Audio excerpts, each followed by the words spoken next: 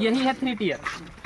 इसमें देखिए आम का पेड़ लगा हुआ है कुछ, अगर ऊपर जाएंगे तो ऊपर हमको मिलेगा फल, आम का फल मिलेगा जी। नीचे बीच में हमारा तना है, हम लोग उसका भी उपयोग कर सकते हैं, लकड़ी के रूप में तना का उपयोग कर सकते हैं, फल के रूप में ऊपर जो फल है उसको उपयोग कर सकते हैं। और नीचे जो खाली ज़मीन है इसमें भी बहुत सारे अलग अलग प्रकार के फसल लगाए जाते हैं।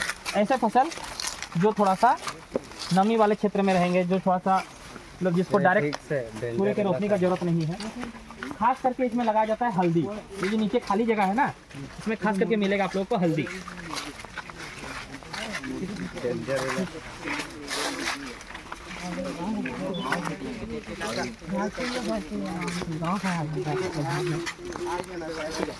तो इसमें नीचे में लगा हुआ है हल्दी, फर्स्ट ईयर नीचे में हल्दी लगा हुआ है, बीच में ये हमारा तना हो गया अगर लकड़ी का जरूरत हो, और ऊपर में हमारा हो गया फल। इसलिए हम लोग इसको कहते हैं 3 टियर फार्मिंग। हल्दी को क्या है कि हल्दी को छाया चाहिए, डायरेक्ट धूप नहीं चाहिए, तो हल्दी को हम लोग वैसा जगह पे लगा सकते हैं जहाँ हमारा बड़े बड़े पेड़ हैं और नीचे में छाँव है। इसके लिए कोई एक्स्ट्रा जगह नहीं चाहिए होता है।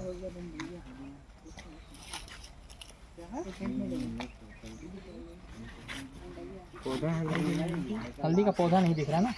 हाँ वो वाला ना, उस टाइप का रखा है, उस टाइप का देखेंगे।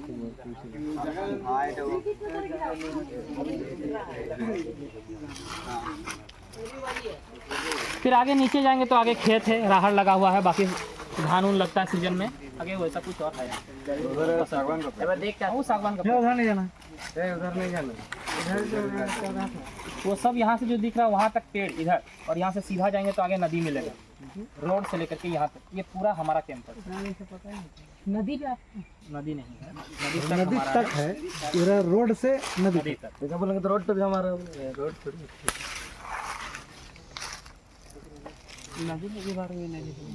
तो इस पूरे प्रांगण में कितने लोग रोजगार कर रहे हैं? तो पूरे प्रांगण में कितने लोग रोजगार कर रहे हैं? रोजगार देखिए, अभी हम लोग यहाँ जो नियमित लोग रहते हैं 12 लोग रहते हैं। 12 में से प्रकाश जी हैं, हम हैं, एक आप लोग जब गेट में इंटर किए तो जहाँ एक गार्ड साहब बैठे थे उनके इधर ही एक कमरा था, वो आरोग्य सेवा केंद्र है, वहाँ एक डॉक्टर रहते हैं हमारे यहाँ। और वो डॉक्टर का काम है कि हर दिन वो किसी न किसी गांव में जाएंगे, 2 घंटा कैंप लगाएंगे और फ्री ऑफ कॉस्ट 5 रुपये में इलाज होता है। 5 रुपये में इलाज होता है। डेली का टारगेट रहता है कि कम से कम 20 पेशेंट को वो देख करते हैं। जो भी दवाई देते हैं वो भी निःशुल्क, इसी योजना से। बस 5 रुपये का एक कूपन कटता है इसी योजना से। बैठते हैं कितने बजे से? अभी तो यहीं रहते हैं, बाकी गांव में जाने का होता है कि कभी 10 से 12 बैठे, कभी 2 से 4 बैठे, ऐसे गांव में जाते हैं। अलग अलग गांव में उनका अलग अलग टाइम टेबल है। एक हमारा प्रकल्प वो चलता है आरोग्य सेवा करना, फिर विद्यालय है, फिर छात्रावास है। छात्रावास के जस्ट अंदर आएंगे तो हमारा इधर कंप्यूटर और सिलाई का ट्रेनिंग चलता है।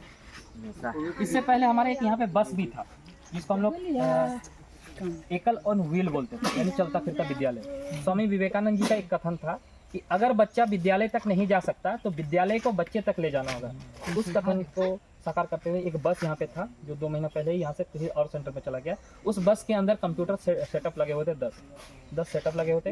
एक उसमें कंप्यूटर का ट्रेनर होता था और एक ड्राइवर होता था। वो बस क्या करता था कि जो आसपास के गाँव है, जैसे कि 5-7 किलोमीटर के गाँव के बच्चे तो यहाँ आ जाते हैं, जो थोड़ा सा और दूर है 10 किलोमीटर 20 किलोमीटर दूर का जो गाँव है, वो गाँव जाता था। बस सुबह से शाम तक उसी गाँव में रहेगा, उस गाँव के बच्चे सीखेंगे, फिर अगला महीना किसी और गांव में, यानी एक गांव में एक महीने का उस बस का कैंपिंग होता था।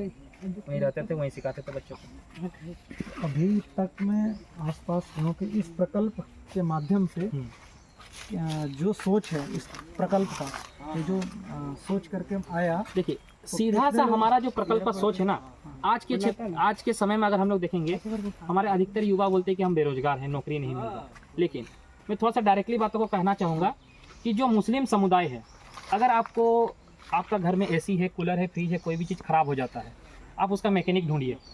हम दावे के साथ बोल सकते हैं 95% मुसलमान ही मिलेगा। प्लम्बिंग का मिस्त्री ढूंढिए, मेकअप का आर्टिस्ट ढूंढिए, क्योंकि हमारे जो युवा हैं इसमें स्किल है ही नहीं, बस पढ़ाई कर रहे, डिग्री ले रहे, उसमें से जितने का नौकरी हो जाए ठीक है। अब किसी क्लास में 100 के 100 विद्यार्थी हैं, 100 के 100 पढ़ रहे तो 100 का नौकरी हो गई, जरूरी नहीं है, तो फिर बेरोजगार होंगे ही। तो हमारा मेन मकसद है कि हम लोग किसी तरह का उनको स्किल दें, और जिस क्षेत्र में वो हावी हो रहे हैं, जो मिस्त्री के रूप में, कारपेंटर के रूप में, प्लम्बर के रूप में हमारे घर तक आ रहे हैं, तो अगर हमारे बच्चे वो सीखते हैं ना, तो वो हम पर हावी नहीं हो सकते। फिर हमारा हर चीज़ में रहेगा, हर क्षेत्र में हमारे लोग रहेंगे, वही मेन मकसद है हमारा। अब तक कितने युवाओं को स्किल्ड मिल चुका है? स्किल अगर हम लोग कंप्यूटर की बात करें तो कंप्यूटर में अगर अब तक 4 से 5 साल लगभग 1200 विद्यार्थी को हम लोग प्रशिक्षित कर चुके हैं। सिलाई सेंटर में हमारे लगभग 900 जो बालिकाएं हैं वो शिक्षित हो चुके हैं, और हमारा जो गाड़ी जो गांव-गांव जाके चलता था वैसे 1800 बच्चों को ट्रेनिंग दे चुकी है। और इसके अलावा इस क्षेत्र में यहाँ से चक्रधरपुर, इधर केरा से लेकर के कराईकला, इस आसपास के 10 किलोमीटर के रेडियस में के क्षेत्र में लगभग जितने भी प्रज्ञा केंद्र हैं 80% प्रज्ञा केंद्र यहीं से प्रशिक्षित बच्चे चलाते हैं। शुल्क कितना रहता है जैसे कंप्यूटर? यहाँ हमारा कंप्यूटर हो, सिलाई हो, बाकी सबका शुल्क निःशुल्क है। केवल हम लोग उसका परीक्षा फीस, रजिस्ट्रेशन फीस के हिसाब से 600 रुपया लेते हैं। 600 रुपये में हमारा टारगेट रहता है कि 3 महीना के अंदर कोर्स को कंप्लीट करें। 3 महीना कंप्लीट कराने के बाद 3 महीना और ट्रेनिंग दें।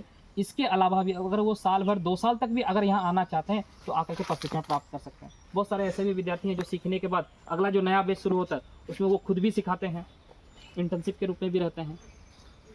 यानी इस कौशल सिखाने के माध्यम से जो भी हमारे साथ जुड़ जाता है, हम लोग का मकसद यही रहता है कि वो जीवन भर हमारे यहाँ का एक सदस्य के रूप में रहे। बीच में उनके गांव तक आना जाना, उनके घर तक आना जाना, हर तरह से हम लोग उसके भाव को बना करके रखते हैं। उत्पाद क्या क्या बनता है यहाँ पर? उत्पाद में यहाँ